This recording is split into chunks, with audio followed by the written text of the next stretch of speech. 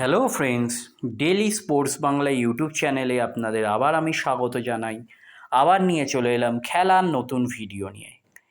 ইস্টবেঙ্গলকে আর রুখবে কে? লাল হলুদের পথে তিনবারের আইএসএল জয়ী তারকা ফুটবলার। মিজোরামের এই তারকা ডিফেন্ডারকে টার্গেট করেছে ইস্টবেঙ্গল। এই ডিফেন্ডার এখন খেললেন মুম্বাই সিটি এফসির হয়ে। 25 বছরের এই ফুটবলারের নাম রালতে ভালপুইয়া। দলবদলের বাজারে আবার বিরাট চমক দিতে চলেছে ইস্টবেঙ্গল। আইএসএল জয়ী ক্লাবের ঘর ভেঙে বাঘা ফুটবলার তুলে নিতে ঝাঁপিয়েছে লাল হলুদ শিবির। এই খবরে খুশির ঢেউ মশাল বাহিনীর সমর্থকদের মধ্যে।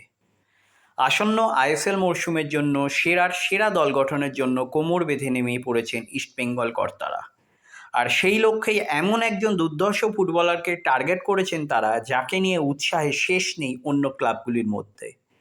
তবে যা খবর, সবার মুখের গ্রাস কেড়ে নিয়ে এই তারকা ফুটবলারকে সই করাতে চলেছে লাল হলুদ ব্রিগেড। জানা যাচ্ছে মিজোরামের এক দুর্ধর্ষ ডিফেন্ডারকে টার্গেট করেছে ইস্টবেঙ্গল। এই ডিফেন্ডার এখন খেলেন মুম্বাই সিটি এফসির হয়ে। 25 বছরের এই ফুটবলারের নাম রালতে ভালপুইয়া। এই ডিফেন্ডারকে নিতে ঝাঁপিয়েছে লাল হলুদ শিবির। কথাবার্তা শুরু হয়েছে তার সঙ্গে। ভারতীয় ফুটবল দলেও খেলেন ভালপুইয়া। নীল জার্সিতে খেলেছেন 2টি ম্যাচ। 2021 সালে মুম্বাই সিটি এফসির হয়ে জিতেছেন আইএসএল লিগ শিল্ড এবং কাপ। 2024 সালে যুবভারতী ক্রীড়াঙ্গনে মোহনবাগান সুপার জায়ান্টকে হারিয়ে লিগ কাপ জেতে মুম্বাই। সেই দলের অন্যতম তারকা ছিলেন ভালপুইয়া। প্রসঙ্গত, গত মরশুমে নড়বড়ে ডিফেন্সের জন্য প্রচুর ভুগতে হয়েছে ইস্টবেঙ্গলকে। অনেক ম্যাচ হাতছাড়া হয় শেষ মুহূর্তে গোল হজম করার জন্য।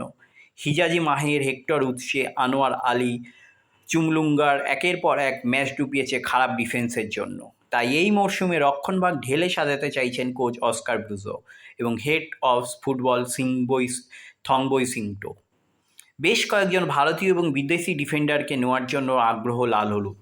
সেক্ষেত্রে ভালপুইয়া ভালো বিকল্প হতে পারেন ডিফেন্সে।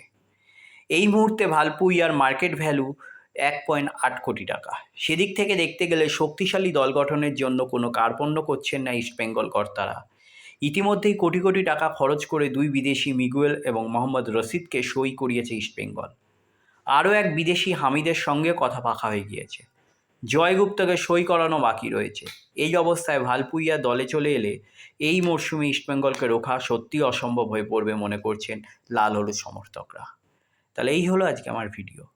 আবার বলছি, আমার চ্যানেল যদি আপনাদের ভালো লেগে থাকে, অবশ্যই আমার চ্যানেলটিকে সাবস্ক্রাইব করে নিয়ে পাশে রাখা বেল আইকনটিকে ক্লিক করে দিন, যাতে সবার প্রথমে আপনারা আমার ভিডিও দেখতে পান।